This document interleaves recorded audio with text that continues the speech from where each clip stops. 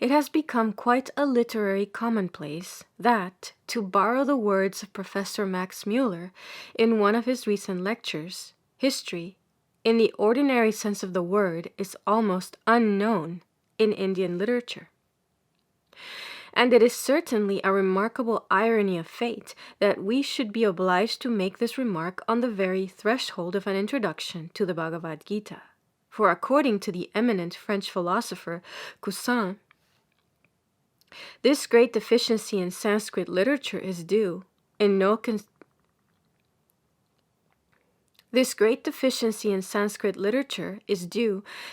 inconsiderable measure to the doctrines propounded in the Bhagavad Gita itself. But however that may be, this much is certain, that the student of the Bhagavad Gita must, for the present, go without that reliable historical information touching the author of the work, the time at which it was composed, and even the place it occupies in literature, which one naturally desires when entering upon the study of any work. More especially, in an attempt like the present, intended as it mainly is for students of the history of religion, I should have been better pleased, if I could, in this introduction, have concentrated to a focus, as it were, only those well ascertained historical results, on which there is something like a consensus of opinion among persons qualified to judge. But there is no exaggeration in saying that it is almost impossible to lay down even a single proposition respecting any important matter connected with the Bhagavad Gita, about which any such consensus can be said to exist. The conclusions arrived in this introduction must, therefore, be distinctly understood to embody individual opinions only, and must be taken accordingly for what they are worth. The full name of the work is Bhagavad Gita. In common parlance, we often abbreviate the name into Gita, and in Sanskrit literature the name occurs in both forms. In the works of Shankaracharya, quotations from the Gita are introduced, sometimes with the words in the Gita or in the Bhagavad Gita, and sometimes with words which may be rendered in the Gitas, the plural form being used. In the colophons to the MSS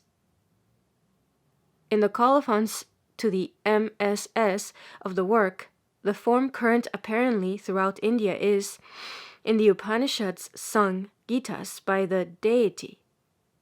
Shankaracharya indeed sometimes calls it the Ishvara Gita, which I believe is the specific title of a different work altogether. The signification, however, of the two names is identical, namely the song sung by the deity, or as Wilkins translates it, the divine lay. This divine lay forms part of the Bhishma Parvan of the Mahabharata, one of the two well-known national epics of India. The Gita gives its name to a subdivision of the Bhishma Parvan, which is called the Bhagavad Gita Parvan, and which includes, in addition to the 18 chapters of which the Gita consists, 12 other chapters. Upon this question has naturally arisen: is the Gita a genuine portion of the Mahabharata, or is it a later addition? The question is one of considerable difficulty, but I cannot help saying that the manner in which it has been generally dealt with is not altogether satisfactory to my mind. Before going any further into that question, however, it is desirable to state some of the facts on which the decision must be based. It appears, then, that the royal family of Hastinapura was divided into two branches, the one called the Kauravas and the other the Pandavas. The former wished to keep the latter out of the share of the kingdom claimed by them, and so, after many attempts at an amicable arrangement, had proved fruitless.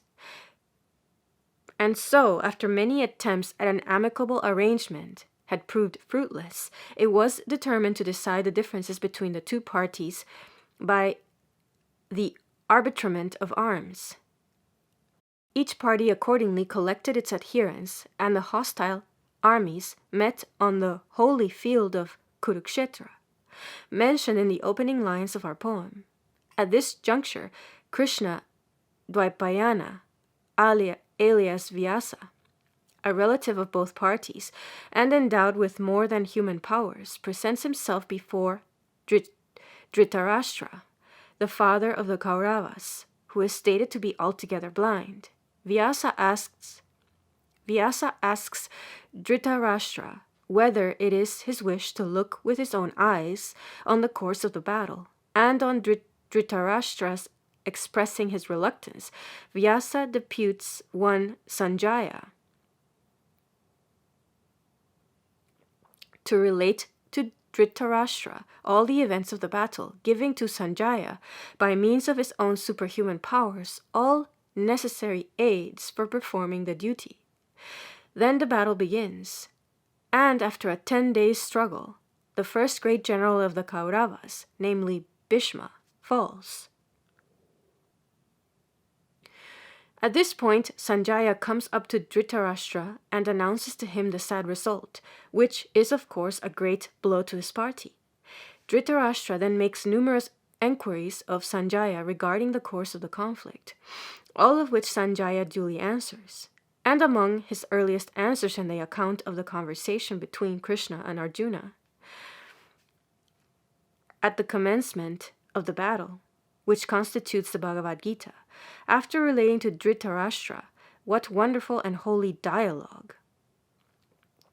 After relating to Dhritarashtra that wonderful and holy dialogue, and after giving an account of what occurred in the intervals of the conversation, Sanjaya proceeds to narrate the actual events of the battle. With this rough outline of the framework of the story before us, we are now in a position to consider the opposing arguments on the point above noted. Mr. Talboys Wheeler writes on that point as follows: "But there remains one other anomalous characteristic of the history of the Great War as it is recorded in the Mahabharata, and that is the extraordinary abruptness and infelicity with which Brahmanical discourses, such as essays on law, on morals, sermons on divine things, and even instruction in the so-called sciences, are recklessly grafted upon the main narrative.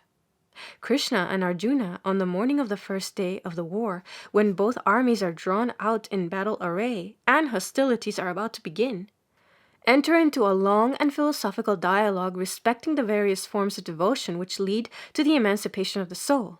And it cannot be denied that, however incongruous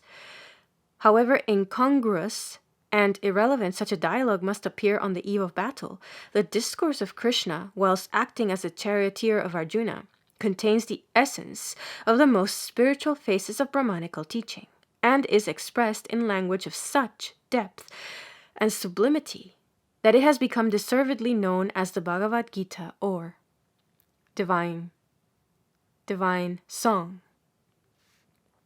Indeed, no effort has been spared by the Brahmanical compilers to convert the history of the Great War into a vehicle for Brahmanical teaching, and so skillfully are many of these interpolations interwoven with the story, that it is frequently impossible to narrate the one without referring to the other, however irrelevant the matter may be to the main subject in hand. It appears to me, I own, very difficult to accept that as a satisfactory argument. It appears to me, I own, very difficult to accept that as a satisfactory argument, amounting, as it does, to no more than this, that interpolations, which must needs be referred to in narrating the main story event to make it intelligible, are nevertheless to be regarded as evidently the product of a Brahmanical age, and presumably also a later age, because, forsooth, they are irrelevant and incongruous according to the tastes and ideals, not of the time, be it remembered, when the main story is supposed to have been written, but of this enlightened 19th century. The support, too, which may be supposed to be derived by this argument from the allegation that there has been an attempt to Brahmanize, so to say, the history of the Great War, appears to me to be extremely weak, so far as the Gita is concerned. But that is a point which will have to be considered more at large in the sequel. While, however, I am not prepared to admit the cogency of Mr. Wheeler's arguments, I am not, on the other hand, to be understood as holding that the Gita must be accepted as a genuine part of the original Mahabharata. I own that my feeling on the subject is something akin to that of the great historian of Greece regarding the Homeric question, a feeling of painful diffidence regarding the soundness of any conclusion whatsoever. While it is impossible not to feel serious doubts about the critical condition of the Mahabharata generally, while, indeed, we may be almost certain that the work has been tampered with from time to time, it is difficult to come to a satisfactory conclusion regarding any particular section, any particular given section of it. And it must be remembered also that the alternatives for us to choose from in these cases are not only these two, that the section in question may be a genuine part of the work, or that it may be a later interpolation, but also this, as suggested recently, though not for the first time, by Mr. Freeman. With reference to the Homeric question, that the section may have been in existence at the date of the original epos, and may have been worked by the author of the epos into his own production. For that absence of dread either of the law or sentiment of copyright, which Mr. Freeman relies upon with regard to a primitive Greek poet, was by no means confined to the Greek people, but may be traced among us also. The commentator Madhusudana Saraswati likens the Gita to those dialogues which occur in sundry Vedic works, particularly the Upanishads. Possibly, Madhusudana mentions the dialogue between Janaka. Madhusudana mentions the dialogue between Janaka and Yagnavalkya as a specific parallel.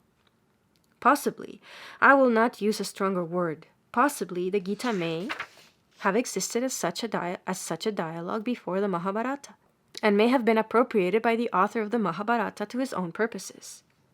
But yet, upon the whole, having regard to the fact that those ideas of unity on which Mr. Wheeler and others set so much store are scarcely appropriate to our old literature, to the fact that the Gita fits pretty well into the setting given to it in the Bhishma Parvan, to the fact that the feeling of Arjuna, which gives occasion to it, is not at all inconsistent, but is most consonant with poetical justice, to the fact that there is not in the Gita, in my judgment, any trace of a sectarian or Brahmanizing spirit, such as Mr. Wheeler and also the late Professor Goldstucker hold to have animated the arrangers of the Mahabharata. Having regard, I say, to all these facts, I am prepared to adhere,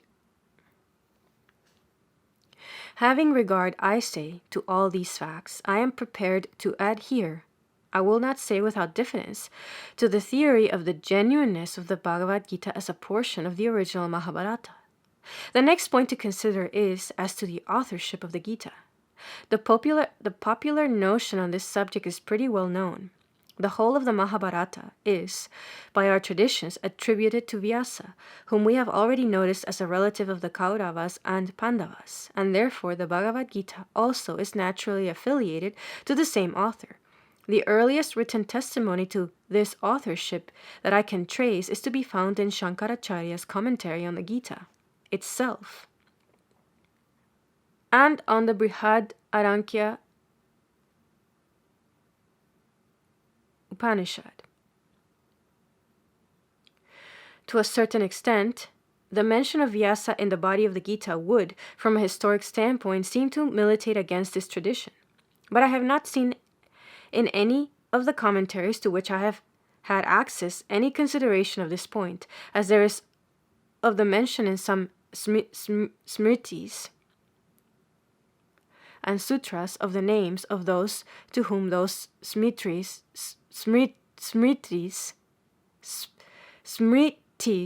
and sutras are respectively ascribed.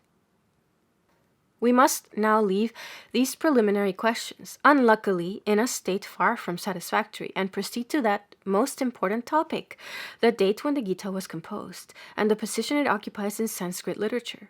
We have here to consider the external evidence bearing on these points, which is tantalizingly meager, and the internal evidence, which is perhaps somewhat more full.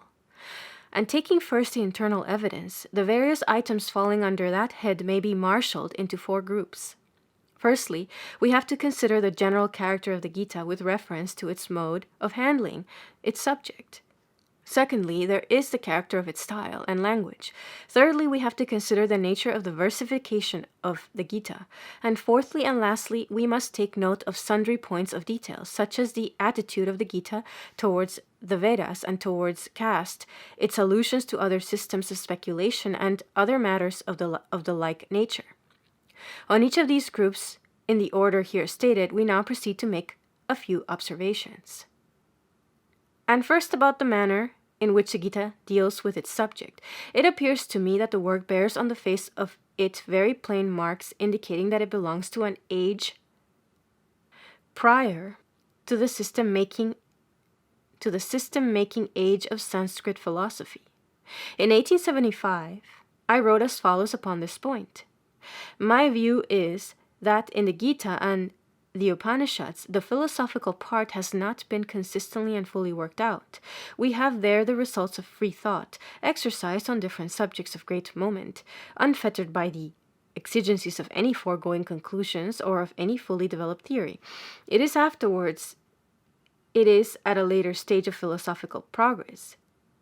It is at a later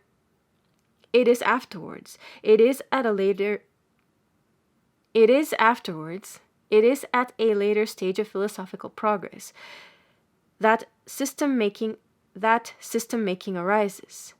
In that stage, some thinkers interpret whole works by the light of some particular doctrines or expressions, and the result is the development of a whole multitude of philosophical sects following the lead of those thinkers, and all professing to draw their doctrine from the Gita or the Upanishads, yet each differing remarkably from the other.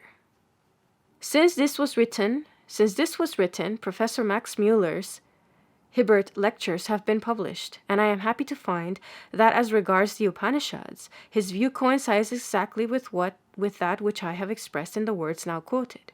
Professor Max Müller says, there is not what may be called a philosophical system in these Upanishads. They are, in the true sense of the word, guesses at truth, frequently contradicting each other, yet all tending in one direction. Further corroboration for the same view is also forthcoming.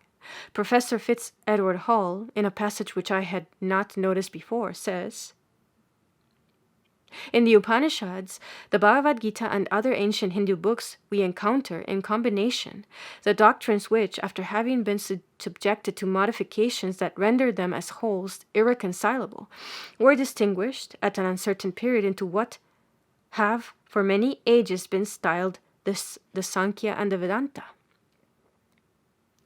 We have thus very weighty authority for adhering to the view already expressed on this important topic.